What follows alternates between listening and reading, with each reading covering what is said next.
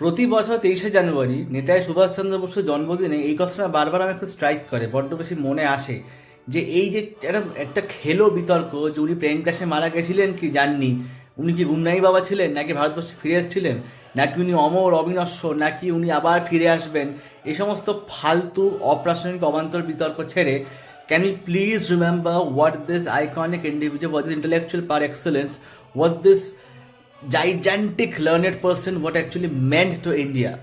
আজকে ভারতবর্ষে তাকিয়ে দেখুন, ধর্মের ভিত্তিতে মানুষকে হত্যা করা হচ্ছে, ক্ষুধা, দারিদ্র, অসাম্য, বঞ্চনা চারিদিকে।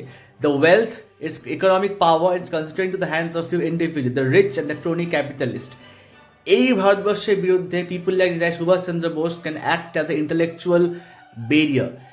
Let's not forget that part of his persona.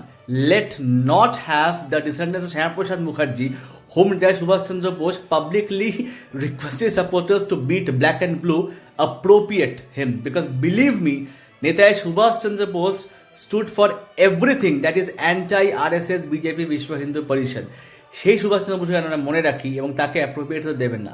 Long live his legacy, long live his enduring legacy. Jai Hind, Jai Bharatvarsha, Jai Shriram নয়। ধন্যবাদ।